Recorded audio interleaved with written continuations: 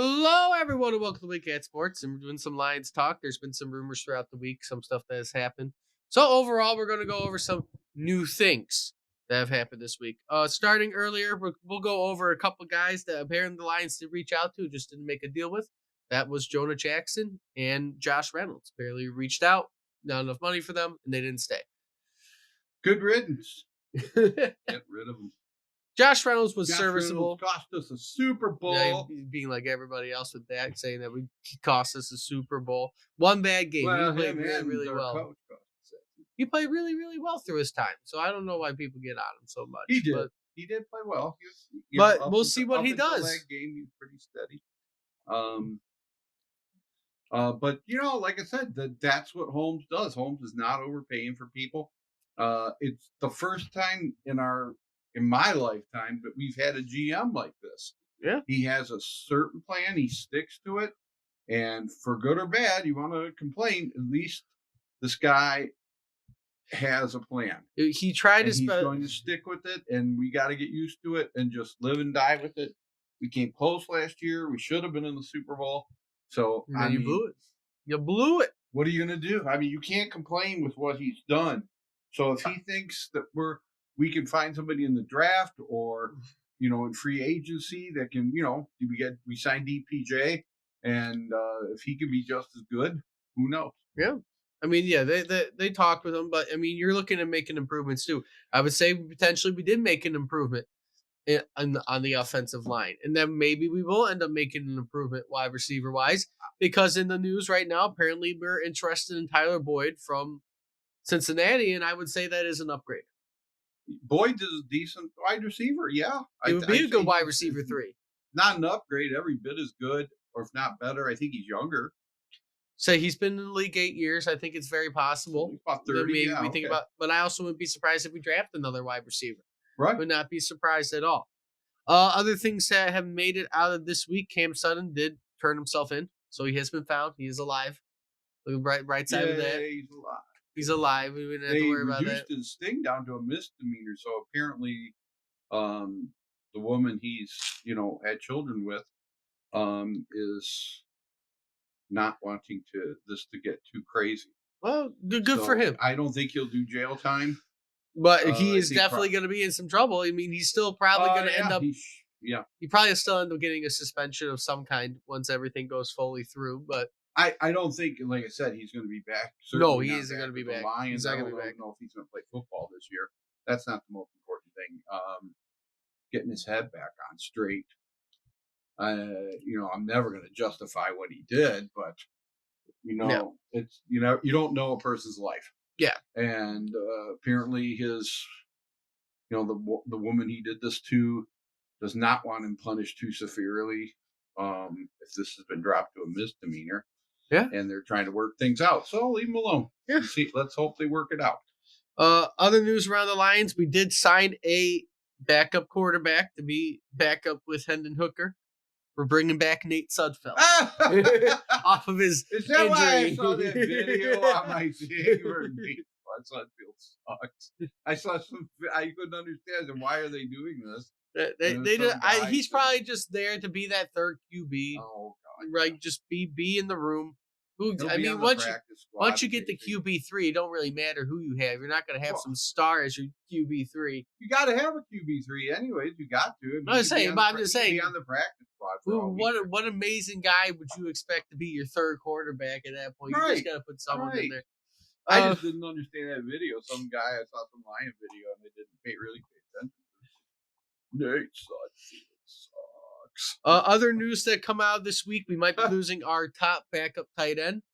Brock Wright did get an offer sheet from the 49ers. Now, we won't fully know if he's gone or not until basically the day I put this up, because it'll be out tomorrow because I'm making this on Tuesday. But what Lions have till Wednesday to match the offer. It's about $4 million a year. Do you feel that a good blocking tight end is worth that $4 million, or are we going to go a different route? What is the status of Mitchell?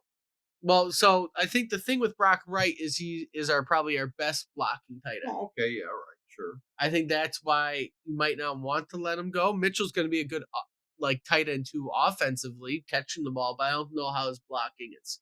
The same thing with Shane Zylstra coming off that knee injury. people think that he's going to be better than Brock Wright coming off of that, and I don't know. Coming off, I mean, you could draft a blocking tight end in the 5th round if that's what you want. So some lughead who's just going to get in the way. Yeah, go ahead. it's only $6 million guaranteed that the 49ers offered. It's a 3-year, $12 million deal. So you're paying him $4 million a year total, $6 million guaranteed throughout the 3 years, so $2 million cap hit every year. Honestly, I wouldn't be upset if they matched it, and if they're going to move on. We know that's how Brad Holmes is. He's going to move on. I He's mean, not going to stay with the guy. I wish we could sign him. He was a good tight end, a very good backup tight end. And He had when good we hands. traded Hawkinson, he was great. Right. So he has good hands. He does what he does everything they want him to. So I don't. I feel bad for that, but apparently Holmes doesn't want to pay him that. yeah, but that's the only thing. I feel like I said, we have until tomorrow really to fully find out about the Brock Wright stuff. I expect him to be gone because if he hasn't been signed now, he's probably not going to be on the team next year. He's going to be a 49er for the next 3 years, backing up Kittle. And maybe he'll learn a little bit more there too. He was an undrafted free agent, so you're not going to get any draft picks for him, even though he is a restricted free agent. You don't get any compensation because he was undrafted. So You know what? you get nothing in Good return for from him. Brock Wright. Either way, he's going to get paid. You will. I mean, for being undrafted, you He's end a up great- doing he's that. a That's good good. Lion. So More news coming out on the DJ Reader contract too. It is up to $27.25 million with a $22 million base value, but the guarantee, only guaranteeing the veteran nose tackle is $7.4 million at signing. So most of his contract is not going to be guaranteed. Only about 7.5 is guaranteed. And then he'll receive a $4 million roster bonus on day 3 of the 2025 league year. So they're kind of spreading that cap hit out on his contract, making it a little bit easier. And one last thing for the week before we get anywhere else, because there wasn't really any other news this week, but this is actually coming out of the UFL, not the USFL, because that doesn't exist anymore. The UFL. Last week there was a kicker on the Michigan Panthers who basically kicked 2 64-yard field goals. Many Lions fans immediately said they need to be looking at this guy. He kicked it in our building, and he has a leg that we haven't had for a while. There has been that interest, but what do you think about going after that kicker? I mean, they'll go after him if they feel that he is worth it. I mean, certainly kicking a 64-yard field goal is pretty cool, and he did it twice. So but evidently, why isn't this guy in the NFL? There must be something wrong. Is he not usually accurate? Well, that's the thing. We got to remember most of the time when it comes to kickers, right? How old is he? There's only 30 spots. Well, and they usually keep someone on the practice squad. And if you're a veteran kicker, you usually don't get kicked out of your spot. How old is this guy? Where does he come from? Is he a rookie? Is he let's look it up. unprepared with the info, man. I need to know. Dang it. Well, I mean, he had a leg. He actually got iced, and then he ended up kicking that field goal. So that is what is interesting when you look at that. But let's see if we can find some information on this guy to figure out exactly. And this was also in the inaugural game. He basically both records for the NFL and the UFL are in our building. So you would think they end up being in Denver, but they weren't. But for the most part, let's see what his age is, if we could actually find information, because there ain't much on him at all. Let's see. Let's get some stats going, if it actually has stats for me anywhere. They don't even got stats. That's what sucks. You can't look up anything on the UFL because they only got stats for you. What's his? There we go. Age. Let's just look up age. Yeah, we got some bio. There we go. He's 24.